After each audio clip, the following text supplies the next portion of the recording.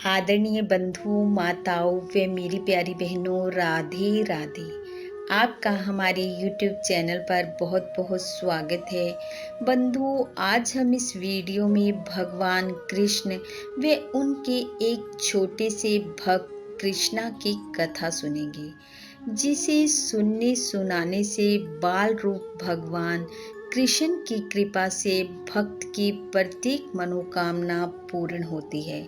कथा सुनने के बाद यदि आप हमारे चैनल पर नए हैं तो हमारे चैनल को सब्सक्राइब करें, बेल आइकन को प्रेस करें ताकि हमारी वीडियो के नोटिफिकेशन सबसे पहले आप तक पहुंचे।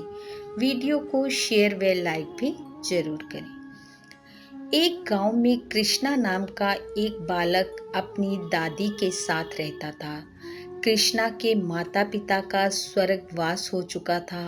वह दोनों दादी पोता छोटा मोटा कार्य कर अपना गुजारा करते थे।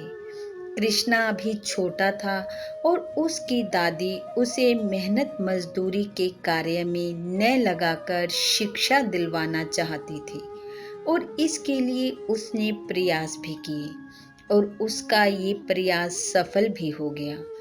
कृष्णा को गुरुकुल में प्रवेश मिल गया, लेकिन फिर भी कृष्णा की दादी कुछ उदास थी। कृष्णा ने पूछा, दादी आप उदास क्यों हो? जैसा आप चाहती थी वैसा हो गया, मुझे गुरुकुल में प्रवेश मिल गया है। दादी ने कहा, मुझे इस बात की प्रसन्नता है कि तुम्हें गुरुकुल में प्रवेश मिल गया है, मगर मैं इस बात की चिंता में हूँ कि तुम्हें गुरुकुल जाने के लिए यहाँ से दूर जाना होगा। रास्ते में जंगल है और तुम छोटे हो, तुम अकेले कैसे आया जाया करोगे? कृष्णा ने कहा, दादी आप ही तो कहती हो कि हमारे घर में ये जो लड्डू गोपाल हैं ये मेरे भाई हैं। जब ये मेरे भाई हैं तो मुझे क्या चिंता है? मैं अकेला कहाँ हुआ, ये मेरे साथ चला करेंगे। दादी कृष्णा की बात सुनकर मुस्कुराई और बोली, हाँ बेटा तुम सही कहते हो, चलो अब सो जाओ, सुबह तुम्हें गुरुकुल जाना है। यह सुनकर कृष्णा तो सो गया, परंतु दादी को चिंता के कारण नींद नहीं आई और वह गोपाल जी से प्रार्थना करने लगी कि मेरे बालक कृष्णा की रक्षा करना। ऐसा करते करते सुबह हो गई। दादी ने सुबह कृष्णा को उठाया और गुरुकुल जाने के लिए तैयार किया। जब कृष्णा गुरुकुल के लिए चलने लगा तो दादी ने कहा, कृष्णा अपने भाई गोपाल को साथ लेकर जाओ और मार्ग में जब भी तुम्हें कहीं डर लगे तो गोपाल गोपाल कहना, ये आ जाएंगे। कृष्णा ने कहा, ठीक है दादी, और गोपाल जी को अपने साथ चलने के लिए कहकर कृष्णा गुरुकुल की तरफ चल पड़ा।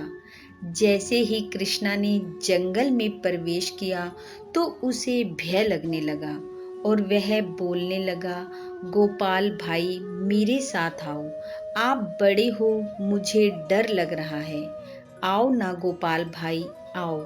कृष्णा ऐसा बार बार कहने लगा। भगवान तो ठहरे भाव के भूखे। नन्हे कृष्णा के प्रेम भरे भावों के सामने वो अपनी आँख को रोक नहीं पाए और एक ग्वाले का रूप बना छोटी छोटी गायों के साथ कृष्णा के पास पहुंच गए और बोले, कृष्णा। कृष्णा ने जैसे ही नजर उठाकर देखा तो पूछा, आप कौन? भगवान ने कहा, जिसे इतनी देर से पुकार रहे हो, तुम्हारा बड़ा भाई गोपाल। कृष्णा गोपाल को देखकर बहुत प्रसन्न हुआ और उसका सारा भय छूमंतर हो गया और वह गोपाल से बातें करता करता कब गुरुकुल पहुंच गया उसे पता ही नहीं चला। गुरुकुल में प्रवेश करने से पहले कृष्णा ने कहा, गोपाल भाई शाम को फिर से आ जाना। गोपाल ने कहा, ठीक है। संध्या को भगवान फिर पहुंच गए नन्हे भक्त के पास। कृष्णा को घर छोड़ा और चले गए। कृष्णा घर पहुंचा तो दादी परेशान थी, पर उसे देखकर प्रसन्न हो गई। दादी के पूछने पर कृष्णा ने सारी बात दादी को बता दी। दादी ने सोचा बालक है, कोई जंगल में राहगीर मिल गया होगा जिसे कृष्णा अपना गोपाल भाई कह रहा है।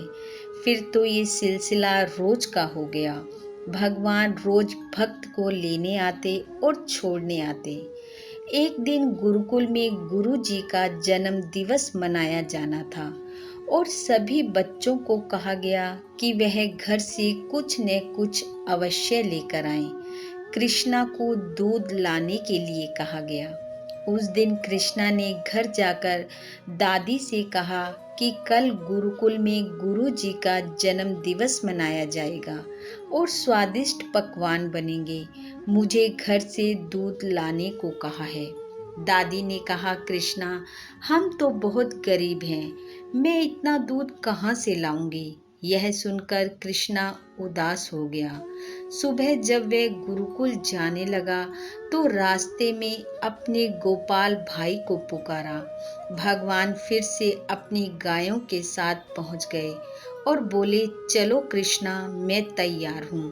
परंतु जैसे ही भगवान ने कृष्णा के मुख की तरफ देखा तो कृष्णा आज उदास था। भगवान ने पूछा, आज मेरा भाई कृष्णा उदास क्यों है? कृष्णा ने सारी बात गोपाल को बता दी। भगवान मुस्कुराए और बोले, इतनी सी बात है। भगवान ने एक लोटा लिया, गाय का दूध निकाला और लोटे में डालकर कृष्णा को दे दिया। जब कृष्णा गुरुकुल पहुंचा और दूध ले जाकर गुरुकुल की रसोई घर में गुरु माता को दिया तो उन्होंने दूध को देखकर कहा, बेटा, ये दूध तो खीर बनाने के लिए पर्याप्त नहीं है। लेकिन फिर भी उन्होंने नन्हे कृष्णा से दूध का पात्र ले लिया और वह उस बड़े बर्तन में दूध पलटने लगी जिसमें खीर बनानी थी। लेकिन जैसे ही दूध का पात्र खीर बनाने वाले बर्तन में पलटा तो दूध खत्म होने का नाम ही ना ले। बड़ा पात्र भरने को आया लेकिन छोटा दूध का पात्र खाली न हुआ। गुरु माता ये देखकर बड़ी हैरान हुई। उन्होंने तुरंत गुरुदेव को बुलाया और सारी बात बताई। गुरुजी ने नन्हे कृष्णा से इसका कारण पूछा। उसने सच्चे भाव से जो बात थी सारी बता दी और कहा, लड्डू गोपाल मेरे भाई हैं, वह रोज मेरे साथ आते हैं और आज दूध भी उन्होंने ही दिया है। गुरुजी तुरंत समझ गए कि ये भगवान का ही चमत्कार है। उन्होंने कृष्णा को कहा, आज मैं भी तुम्हारे गोपाल भाई से मिलूंगा। संध्या को जब कृष्णा घर जाने लगा तो गुरुजी भी उसके साथ चल पड़े।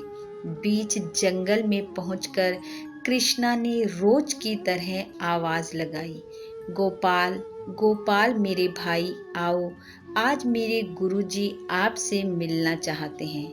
परंतु उस दिन भगवान स्वयं नहीं आए। वहां अचानक एक ज्योति प्रकट हुई और आवाज आई कि ये बालक मेरा भक्त है। इसने मुझे जिस भाव से पुकारा, मुझे आना पड़ा। मैं किसी के किसी भी कार्य को टाल सकता हूँ, लेकिन जब मेरा भक्त सच्चे भाव से मुझे पुकारता है तो मैं उसी रूप में दौड़ा आता हूँ जिस रूप में वो मुझे देखना चाहता है। यह कहकर वह ज्योति अंतर ध्यान हो गई और गुरुजी भगवान को प्रणाम करते हुए भाव विभोर। इस प्रकार बंधुओं, भगवान भाव के भूखे हैं।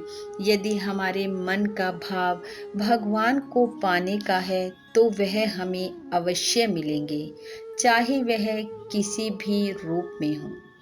बोलो श्री कृष्ण भगवान की जय। बंधुओं, कृष्ण जन्माष्टमी पर्व की आप सबको बहुत बहुत शुभकामनाएं।